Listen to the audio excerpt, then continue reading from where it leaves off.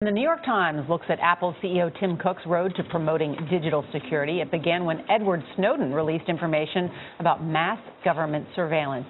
Cook said he values his company's physical products, not the details of customers' lives. The executive has used his influence to be more vocal recently about political and social issues. One example is his battle with the FBI to stop the government from accessing locked cell phones. Apple fired back against the FBI directive. Cook wrote, quote, "The government is asking Apple to hack our own users and undermine decades of security advancements. Major tech companies side with Apple." Twitter CEO Jack Dorsey tweeted, "We stand with Tim Cook and Apple and thank him for his leadership." Google and Facebook also expressed support. Public opinion varies. Some say the company should help fight terrorists like the San Bernardino killers. Others argue our civil liberties are at risk here. NYPD Deputy Commissioner of Intelligence and Counterterrorism John Miller is back at the table. He is, as you know, our former senior correspondent, and we like him very much. John Miller, welcome back. Nice it's always to be good back. to see you. Following up on what Charlie said that Tim Cook said, he says further, the government suggests this tool could be used once and only once on one phone, but that's simply not true. Once created, the technique could be used over and over again on any number of devices. Well, first you have to ask Tim Cook, does he even trust his own people? What the government has offered is to hand in his phone. It's an older model phone, so it'll be easier to get into. And for them to develop a technique to get past the passcode lock, which is the thing that makes it erase the whole phone after 10 false tries. They said you can go in there, do it in your own lab. If you figure out the formula and crack open this phone to the point that we can then try codes against it, you can tear that formula up, toss it in the fireplace, and throw it away. So unless he thinks one of his trusted engineers is going to run out and tell the hacking world about this secret, I think that's a false flag.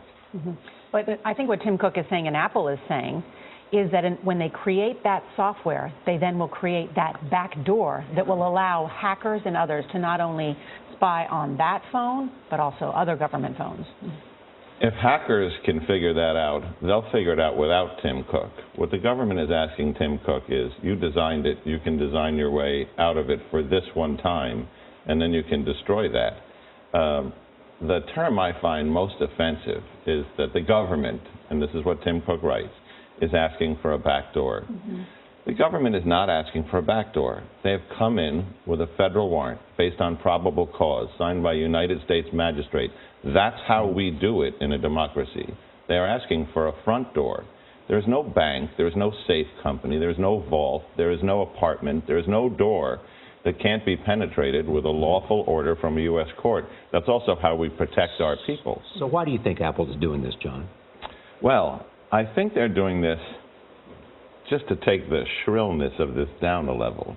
I think for them this is a business model which is about privacy and security in an age where a lot of people, least of all the government, are trying to get into people's stuff and exploit it. So I think that there's a right reason for it, and I think there's a commercial appeal for it. The point is that they have put those interests ahead of all other interests. Tim Cook says, I'm doing this for the safety of my customers, meaning so that we have an impregnable phone. I have to ask, how many people who died on the floor in San Bernardino or in Paris had iPhones in their pockets as they were being killed by the terrorists?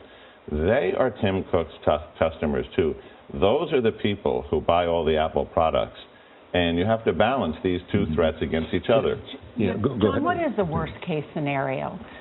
I'll tell you the worst case scenario right now. When I go to bed at night, I think all day, what did I do and what little thing did I miss? Do you want to know what I think about today? I think about in that phone in San Bernardino of those two killers who murdered more than a dozen people and wounded more. Who were they in touch with? Did someone tell them to do it?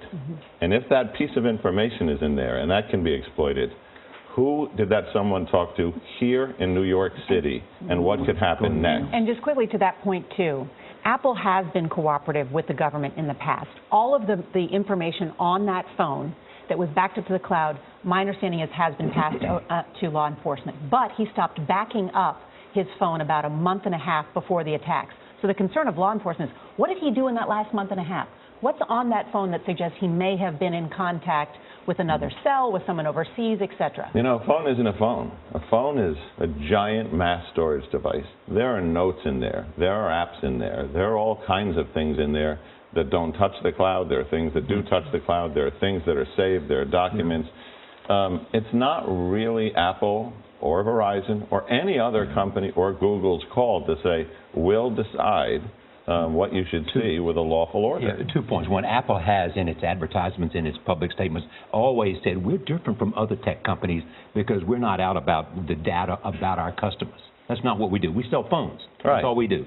And that's what they've said. The second, though, can you, in a sense, say to Apple, I guarantee you there is no way that if you help us open this particular phone within the confines of your own technology location, that it will not get out and other people won't use it. The government's offer has been very specific here, which is get past one feature of this phone, we'll do the rest with a little bit of help, and then we'll move on to the next case. They're not talking about hand us a formula to use again. What's amazing, again, back to what Nora said, is they've been working on this. This is not a new issue. This has been an issue between Apple and the government for a while. You know, I have some experience with Apple, and I find that Apple is capable of doing what Apple wants to do. For 2 years, we talked to Apple about a device where you When you were with the FBI or here? With the NYPD. Right. We talked to Apple about having a kill switch on the phone so when it was stolen, you could erase all your data. They said it couldn't be done until it became bad PR, and then they figured it out in 5 minutes. Apple's capable of what Apple thinks. Apple's capable of what Apple's capable of, and they'll decide to do it when they think it's right. And they should do it now. It's a court order. I don't know how they're special. Okay. Thank you, John. All right, John Miller. Thank you very much.